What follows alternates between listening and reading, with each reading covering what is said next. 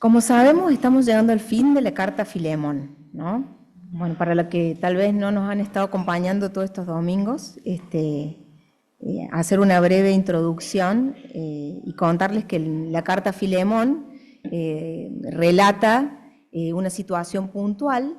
Es una carta escrita por el apóstol Pablo a su amigo Filemón, que está en Colosas, con un pedido especial intercediendo por Onésimo, que es su esclavo, que se ha fugado, ¿no? Onésimo era esclavo de la casa de Filemón y en algún momento no se portó bien con su amo, lo abandonó, se fugó y se cree que en esa fuga lo dañó económicamente también. No sabemos si se quedó con el dinero de algún negocio que le mandó a hacer Filemón o si robó algo en la casa. El tema es que ahí hay un conflicto y tenemos a Pablo escribiendo esta carta personal, pero a la vez una carta que nos llega tanto a nosotros hoy también. Y bueno, vamos a ver el final de la carta. Yo lo que voy a hacer va a ser leer un poquito más arriba de la porción que me tocaba, como para que nos quedemos con el corazón de esta carta y el corazón de lo que quiero traer en esta mañana. Tenemos que pensar que ha habido todo un proceso previo, ¿no es cierto?, al momento en que Pablo escribe esta carta. Onésimo, el esclavo, se ha encontrado con Pablo, que está preso en Roma, y ha recibido de Pablo el Evangelio, y por medio de ese Evangelio se ha convertido, y ahora es un hijo de Dios, ¿no? Y Pablo está preparando para Onésimo su regreso. Pablo ha entendido que lo más sano para Onésimo es que él vuelva, y Onésimo ha entendido que es el momento de poner la cara, ¿no? De enmendar su error y de ponerse a servicio de su amo. Pablo, con esta carta, toma partida entre dos colaboradores, entre dos personas queridas por él, ¿no? Y ha resuelto ayudar a Onésimo en esta situación, a Onésimo y también a Filemón. A Onésimo le dice: no te preocupes, no vas a volver solo, Tíquico va a ir con vos y yo te voy a mandar con esta carta. Así que vamos a leer desde los versículos. Me gustaría empezar en el versículo 11, casi la mitad de la carta, pero seamos un poco pacientes y releamos esto, sobre todo, pienso, para los que no han estado en los otros encuentros. Dice la versión Dios habla hoy a partir del versículo 11. En otro tiempo, Onésimo fue para ti, Filemón, un esclavo inútil, pero ahora nos es útil tanto a ti como a mí. Te lo envío de nuevo, es el hijo de mis entrañas, porque se había convertido con él. Yo hubiera querido que se quedara aquí conmigo, para que me sirviera en tu lugar mientras estoy preso por la causa del Evangelio. Pero no quiero hacer nada que tú antes no hayas aprobado, para que el favor que me haces no sea por obligación, sino por tu propia voluntad. Tal vez Onésimo se apartó de ti por algún tiempo, para que ahora lo tengas para siempre, ya no como un esclavo, sino como algo mejor que un esclavo, como un hermano querido.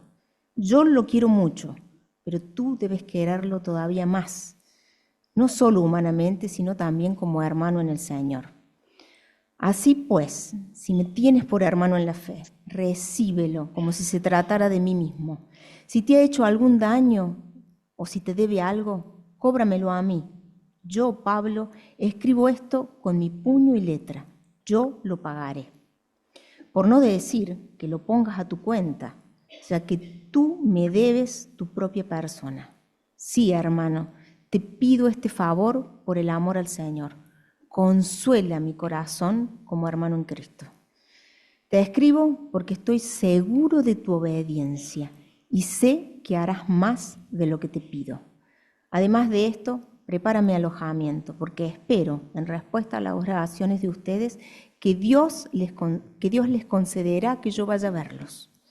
Saludos de Epafras, mi compañero de cárcel por causa de Cristo Jesús. Y también de Marcos, Aristarco, Demas y Lucas, que me ayudan en el trabajo. Que el Señor Jesucristo derrame su gracia sobre ustedes. Amén.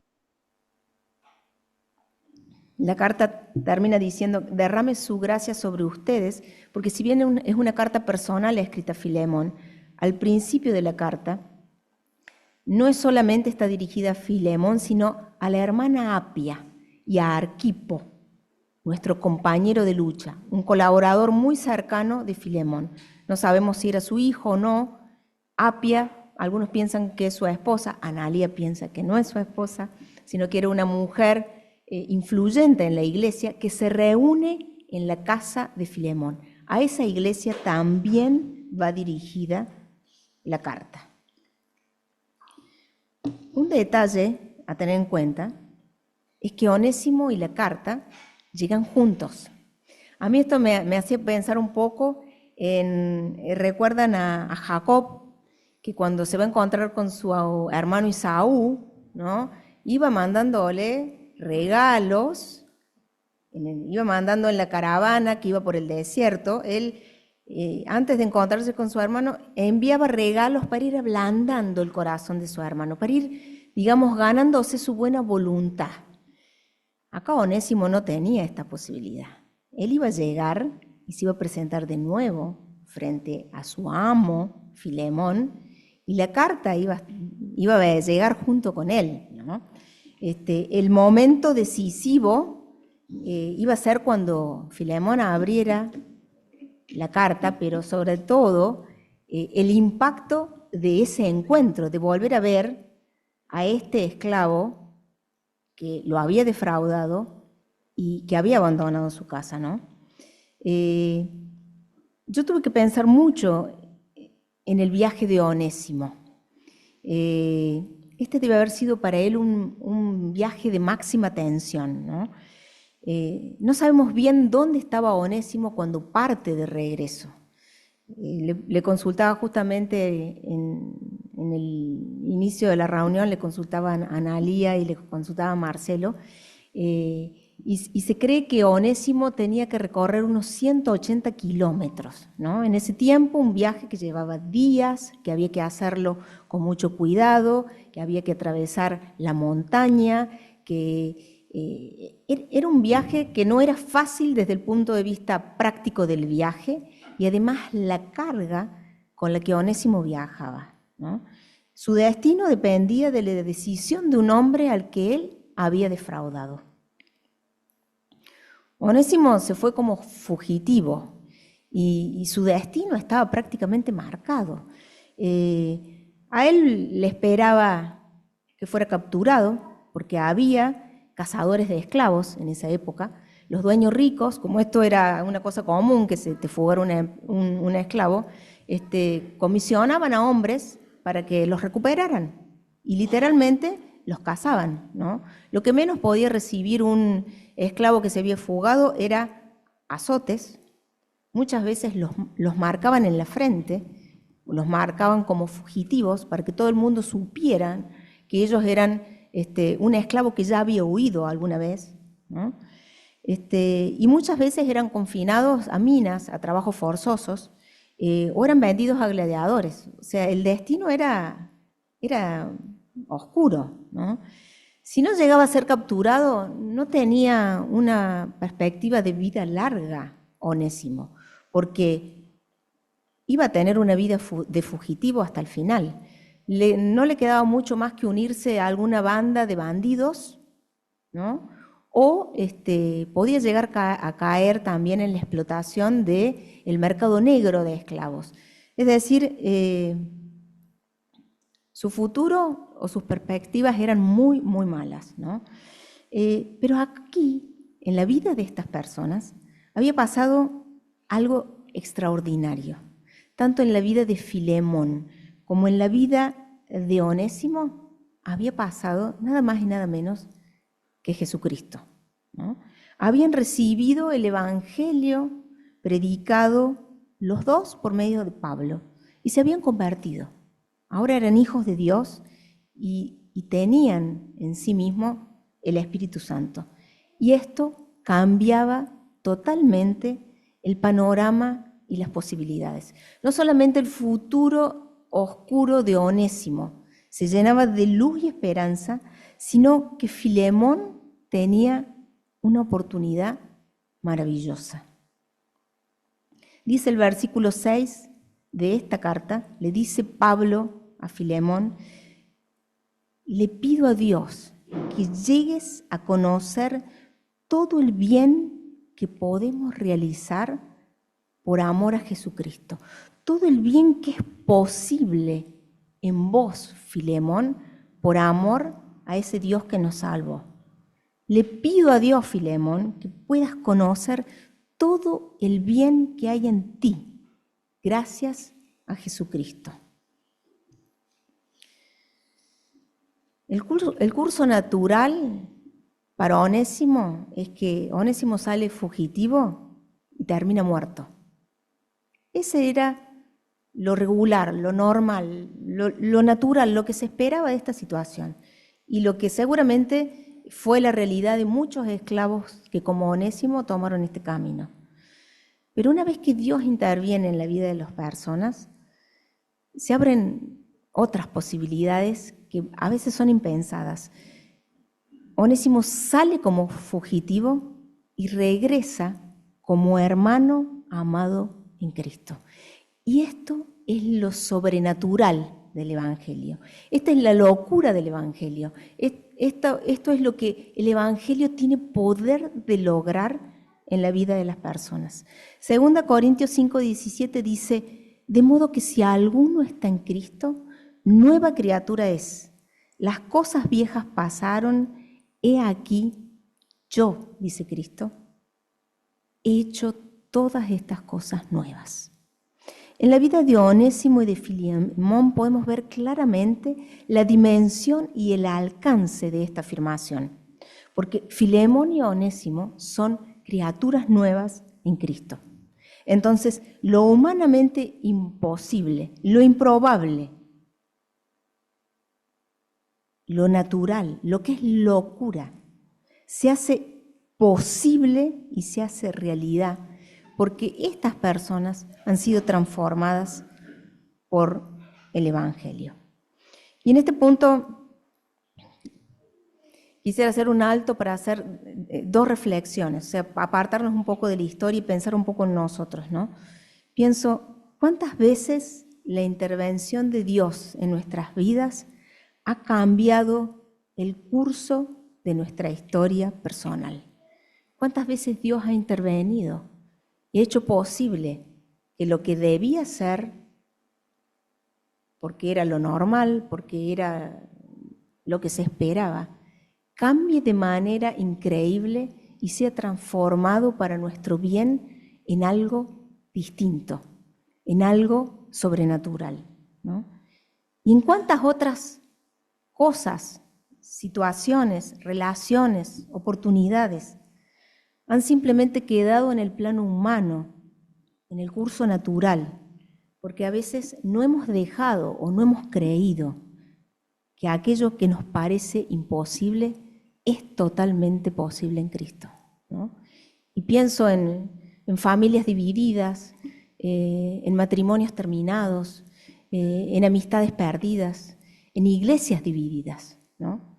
A causa de no tomar aquello que es posible en Cristo.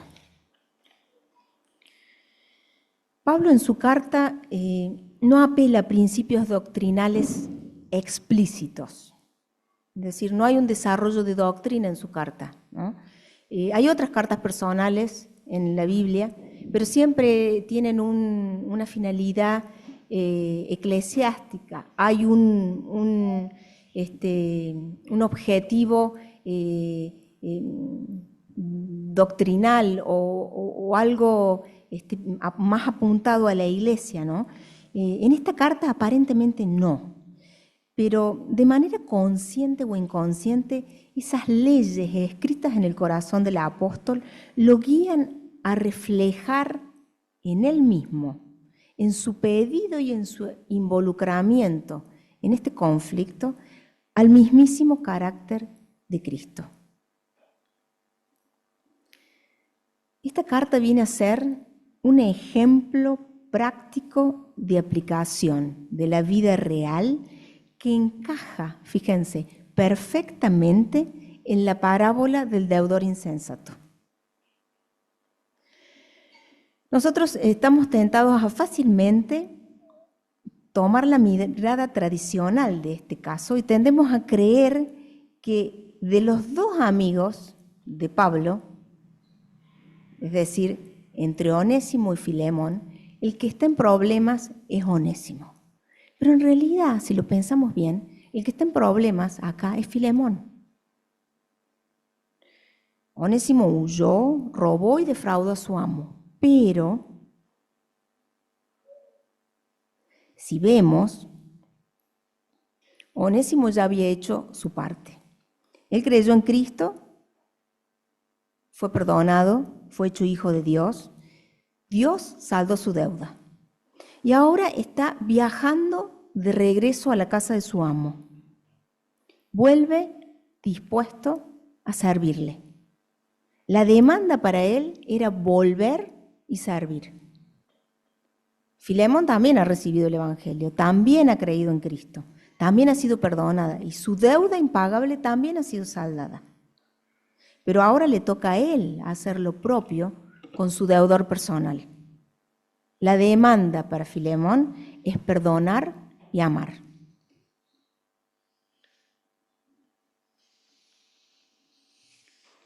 Porque me parece que veo signos o señales del carácter de Cristo y de su obra salvadora a favor nuestro en esta carta. Cuando la empecé a leer con esto en mente, empecé a encontrar por todos lados. Me parece increíble que no haberlas visto antes. En el versículo 11 dice sobre Onésimo, dice Pablo sobre Onésimo, en otro tiempo te fue un esclavo inútil, pero ahora con Cristo es un esclavo útil. Y miren lo que dice Tito 3, del 3 al 5, porque antes vivíamos en maldad y envidia, odiados y odiándonos unos a otros, pero Dios, nuestro Salvador, mostró su bondad y su amor, y sin que nosotros hubiéramos hecho nada bueno, y por pura misericordia, nos salvó, lavándonos y regenerándonos, dándonos nueva vida por el Espíritu Santo. Una nueva identidad, antes inútil, ahora útil. El versículo 17 dice, recíbelo como si se tratara de mí mismo, le dice Pablo a Filemón.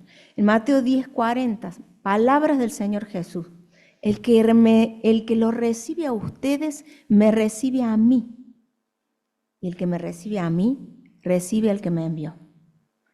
Por eso Filemón estaba en problemas. Y por eso la carta era una carta con un pedido personal a Filemón, pero también dirigida a Apia, a Arquipo y a toda la iglesia que se reúne en su casa. Pablo sabía que Filemón necesitaba el apoyo, la ayuda, el ánimo y el sostén de una iglesia completa. El versículo 18 y 19 dice, si te debe algo, cóbramelo a mí, yo lo pagaré. En Colosenses 2:14 leemos, en Colosenses, la carta que también venía junto con la... ¿estoy diciendo bien? Sí. La carta que también venía con la carta de Filemón a la iglesia de Colosas. Dios anuló el documento de la deuda que había contra nosotros y que nos obligaba. Lo eliminó clavándolo en una cruz. Por esta misma razón es que Pablo también le dice a Filemón, yo pago, si te debe algo, cóbramelo a mí. Aunque vos también, Filemón, lo podés poner de tu propio bolsillo, porque tu deuda también fue cancelada. El Señor ya pagó por los dos. El versículo 11 dice, te pido esto porque estoy seguro de tu obediencia y sé que harás más de lo que te pido. Y yo me pregunto, ¿por qué estaba Pablo tan seguro de la obediencia de Filemón? ¿Por su buen carácter? ¿Por su gran generosidad? ¿O porque Dios es quien obra en nosotros por medio de su Espíritu, poniendo tanto el querer como el hacer por su buena voluntad? En Hebreos 13:20 leemos que el Dios de paz los capacite para toda buena obra, para que hagan su voluntad y Dios haga en ustedes lo que a Él le agrada, por medio de Jesucristo, porque para Él es la gloria, por los siglos de los siglos. Amén. ¿Logramos ver el carácter y la imagen de Cristo reflejada por Pablo en esta carta? Pablo simplemente está animando a su amigo para que en su vida se refleje también el carácter de Cristo, para que él también progrese en el desarrollo de alcanzar la estatura de Cristo. Pablo puede mirar desde afuera, ¿no? Cuando uno está metido en el conflicto, cuando uno es parte activa de una situación, a veces es difícil tener esa mirada.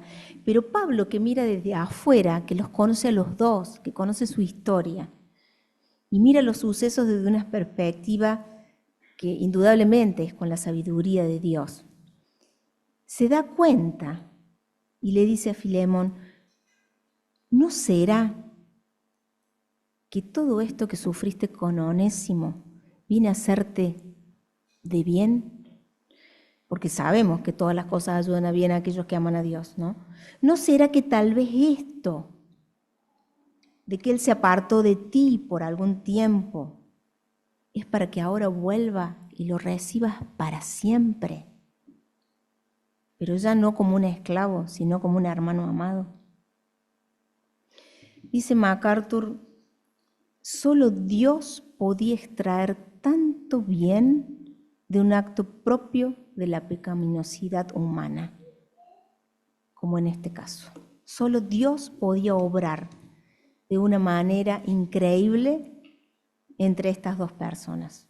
Y acá descubrimos a un Dios providencial, para el cual todo coopera bajo su soberana providencia para el cumplimiento de sus propósitos en nuestras vidas. No dudemos nunca de eso.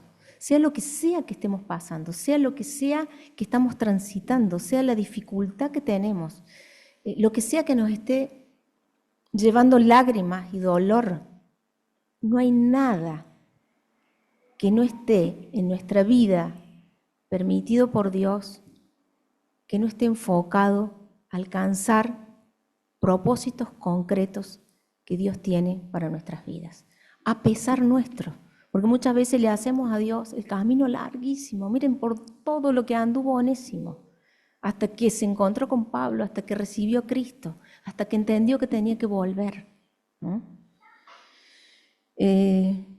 Dios puede extraer tanto bien de nuestras debilidades, de nuestros dolores, de nuestros sufrimientos, de nuestras equivocaciones, pero tenemos que dejar que su Espíritu obre en nosotros. A veces no sabemos cuáles son los propósitos de Dios en nuestra vida. A veces los desconocemos y creo que eso es normal. Pero si hay algo que tenemos que tener claro, es que Dios tiene un propósito común para todos. Y siempre es el mismo, que es conformarnos a la imagen de su Hijo. Porque Él ha determinado esto y ha dicho que Cristo tiene que ser el primero entre muchos hermanos. Muchos hermanos que vayan alcanzando la estatura de ese Hijo amado modelo. Entonces, miremos cómo el conformarnos progresivamente a esa imagen de Cristo, a esa nueva identidad que va creciendo en nosotros, hace que todo lo demás, que todo lo que nos agobia, que todo lo que nos paraliza, que todo lo que nos ahoga, pase a segundo plano. Fíjense que la esclavitud de Onésimo se desvanece, pierde relevancia, pasa a un plano meramente formal. Para las leyes romanas, Onésimo nació esclavo, iba a morir esclavo. Pero en la realidad nueva de Cristo en la vida de estas personas, Onésimo iba a ser parte de la familia amada de Filemón. Y eso es algo totalmente diferente. Pablo aquí nos está dando un ejemplo práctico de la clase de actitud que nos hace semejantes a Cristo. No le está pidiendo a su amigo nada que Cristo ya no haya hecho por ambos, por Onésimo, por él y por Pablo mismo.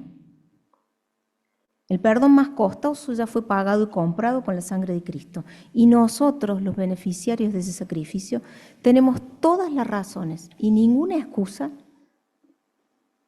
para no comportarnos de la misma manera. Y no solo tenemos todas las razones necesarias para perdonar y amar a otros, sino que en Cristo y por medio de su Santo Espíritu tenemos la capacidad para hacerlo. Desde el punto de vista racional, muchas veces a esto lo entendemos con la cabeza, pero las emociones, el corazón, lo anímico, nos dice que no podemos. En este caso, este ejemplo de la palabra, este ejemplo vivo y práctico de estas dos personas, nos tiene que venir a dar ánimo y ayudarnos para que sepamos y sobre todo para que podamos creer que lo que fue posible en ellos también es posible en nosotros.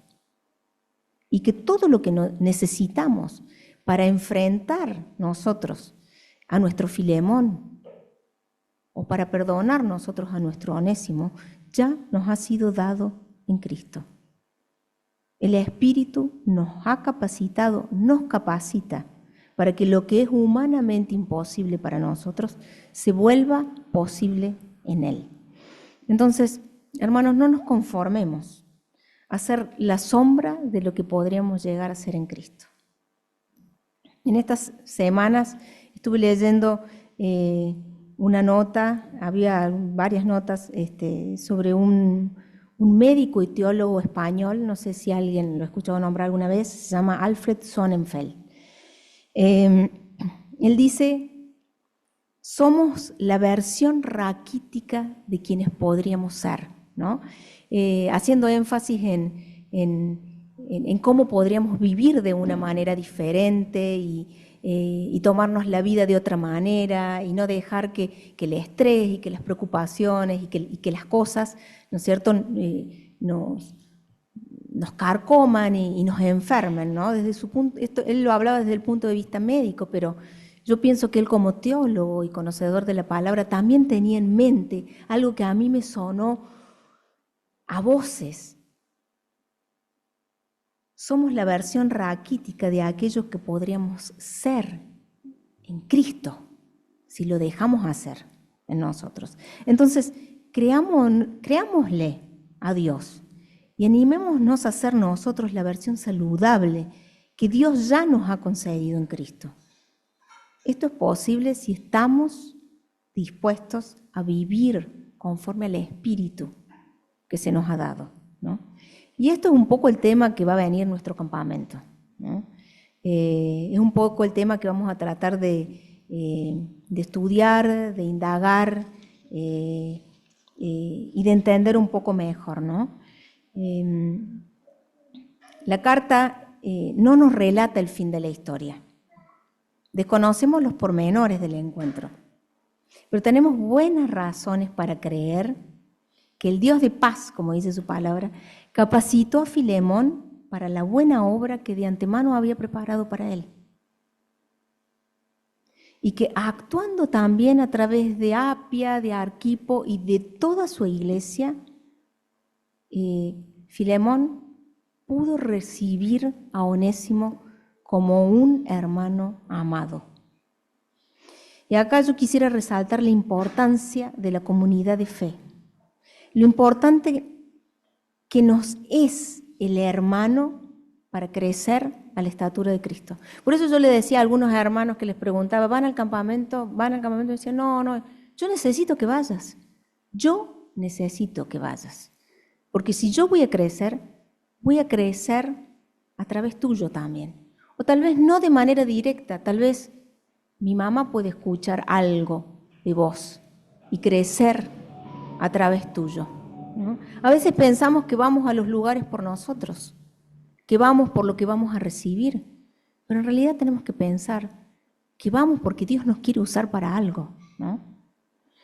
Entonces, qué importante que es la familia de la fe para que se cumplan los propósitos de Dios en nuestra vida.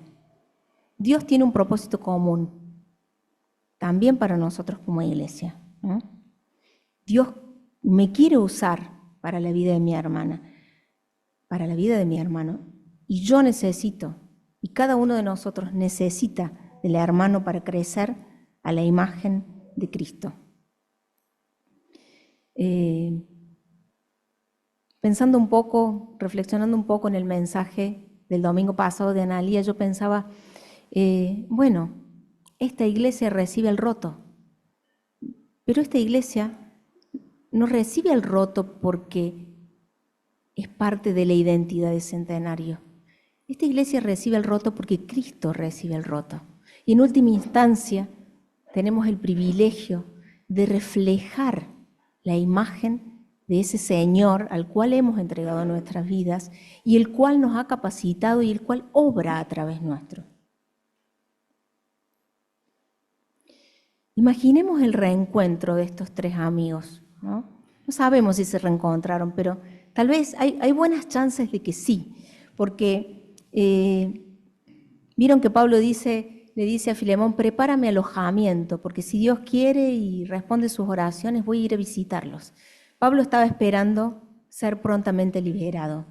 Y esto pasó, ¿no? Y muy probablemente Pablo haya vuelto a la casa de Filemón y se haya reencontrado con los dos, ¿no? Y con la iglesia allí. Ese momento debe haber sido, dice MacArthur, uno de esos momentos sublimes, en donde vemos cumplidos los propósitos de Dios en nuestras vidas, donde vemos cumplidos los propósitos de Dios en la vida de las personas, a pesar nuestro, a pesar de nuestras limitaciones, a pesar de nuestras debilidades, a pesar de que no podíamos, ¿no? Y es allí en donde comprendemos, como le dijo anticipadamente en la carta Pablo a Filemón, todo el bien que Dios puede hacer por medio nuestro. Y entendemos que valió la pena tantas cosas, el dolor, la espera, el sufrimiento, la prisión, la pérdida, el miedo, el ponerme para pagar por otro. Ahí cobran sentido las cosas, ¿no? Cuán confortado y cuán fortalecido se haber sentido el apóstol Pablo, ¿no? Cuando él le pedía a Filemón, cuando él le pide que reciba a Onésimo, le dice, te hago este pedido para que confortes, para que reconfortes mi corazón, amigo. Amigo, consuela mi corazón, que la prisión que padezco tenga sentido, que yo pueda seguir aguantando.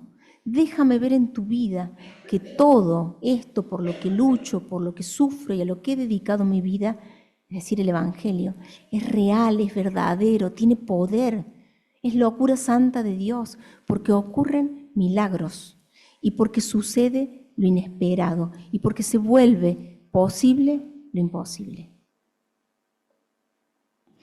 Esta carta personal, sencilla, profunda, viene a dejarnos hoy un desafío y un reto personal. Y no solo personal, sino también conjunto como iglesia. Porque en los conflictos en los que estamos involucrados, nuestra iglesia está afectada. Por más que sean conflictos lejanos, aparte, fuera, somos un cuerpo, somos uno. No podemos disociarnos unos de otros, ¿no? Entonces, la pregunta es, ¿quién es mi Onésimo? ¿No? Vos lo adelantabas, Marce, cuando hacías la introducción. ¿Quién es mi Onésimo? ¿A quién debo perdonar y amar? ¿Quién es mi Filemón? ¿A quién debo volver y servirle? ¿Para quiénes dos puedo llegar a ser el Pablo de esta historia? El mediador dispuesto a pagar lo que el otro debe. Pienso que no puedo. debo simplemente poder que Dios puede en mí.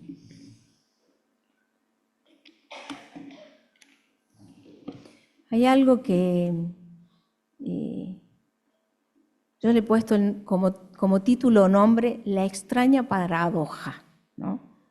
Que tiene que ver con nuestra santificación y que tiene que ver con esto de reflejar a Cristo y de dejar hacer, de dejar actuar a Dios en mí, ¿no? Y yo le llamo la extraña paradoja porque sabemos que no es con nuestras fuerzas, sabemos que no es con nuestras cualidades, no es con nuestra generosidad, no es con nuestra bondad, no es con lo que nosotros podemos, sino que es Dios obrando en nosotros. Pero indudablemente hay algo que nosotros tenemos que hacer. Entonces, leemos en la palabra que el Señor dice, yo pongo, yo hago, pero ustedes deben rendirse. Yo completo, yo lleno con mi espíritu, pero ustedes deben vaciarse. Yo capacito, yo obro, pero ustedes deben confiar y deben creer que es posible. Yo actúo, pero ustedes deben obedecer. Yo les doy vida, pero ustedes deben morir, ¿no? Tenemos como creyentes la obligación. Tal vez significa simplemente afinar el oído, porque Dios constantemente nos está hablando y a veces pasa que no logramos escucharlo. De determinar lo que significa para mí personalmente hoy dejar hacer a Dios en mí. ¿Podrá significar decir basta a un mal hábito? ¿Podrá significar sentarme a dialogar con un hermano? ¿Tendrá que ver con exponer mis debilidades y dudas para que otro hermano me ayude en mi lucha y para que yo le ayude a él en las suyas? ¿Será tal vez bautizarme si no lo he hecho todavía? ¿Ceder a algo que me reclaman por mi bien y que me cuesta y no quiero? ¿Será decidirme a participar del campamento? ¿Será comprometerme a servir en mi iglesia? ¿Acompañar a alguien que está sufriendo? ¿Mediar en un conflicto? Puede tener muchas formas, hermanos. Cada uno tendrá que pensar y confío en que Dios nos habla constantemente y nos pondrá la próxima meta, porque cuando esa se acabe va a venir otra, de eso no hay dudas. Tenemos que pensar que lo que es trivial para uno, lo que es fácil y sencillo para uno, puede ser muy complejo para otro. Entonces tenemos que tener la sensibilidad de no juzgar y de más bien estar dispuestos a colaborar y ayudar en amor, porque el amor es la marca distintiva del carácter de Cristo y, como dice su palabra, de los hijos de Dios. Por eso los reconocerán, porque tienen amor. Entonces, me gustaría cerrar esto con una oración para pedirle al Señor lo mismo que estaba pidiendo Pablo por Filemón. Señor, ayúdanos a comprender todo el bien que es posible hacer por medio nuestro, por Cristo Jesús en nuestras vidas. ¿Oramos? Señor y Padre amado, te damos gracias, porque vos en Cristo nos has dado todas las cosas que necesitamos. Gracias porque no solamente con tu sangre compraste nuestra deuda en la cruz y nos reconciliaste con el Padre y nos hiciste hijos, Señor, sino que nos has dado tu Santo Espíritu. Y con ese Espíritu, todo lo que necesitamos para vivir una vida santa, Señor, una vida acorde y agradable a ti. Señor, vos ya has determinado de antemano, como dice tu palabra, las obras por las que debemos andar. Señor, hacelas visibles delante nuestro, porque a veces no las vemos, estamos distraídos, estamos en otras cosas, Señor. A veces las vemos, pero las esquivamos, las tapamos, no las queremos focalizar, Señor, porque nos cuesta, porque nos duelen, porque preferimos que desaparezcan. Pero, Señor, vos nos has dado el privilegio y el honor de ser parte de esos milagros, de tomar parte para que esos cursos normales y naturales, los que espera todo el mundo, de las vidas que viven vacías y sin Dios, se rompan para nosotros, tus hijos, y pasen cosas extraordinarias como las que pasaron en la vida de estos dos hombres, Señor. Señor, gracias porque podemos descansar, que todo eso que no podemos, vos podés hacerlo en nosotros por tu misericordia y por tu Espíritu. Señor, ayúdanos a vivir como hijos de luz, conformes al llamado que tenemos como hijos tuyos, Señor. Y no solamente en nuestra relación contigo y de manera personal, Señor, sino como iglesia, entendiendo, Señor, que vos tenés un propósito común para nosotros como cuerpo, Señor. Ayúdanos a tomar el lugar, el papel y el rol que vos esperas de nosotros para cada uno. En el nombre de Jesús oramos. Amén.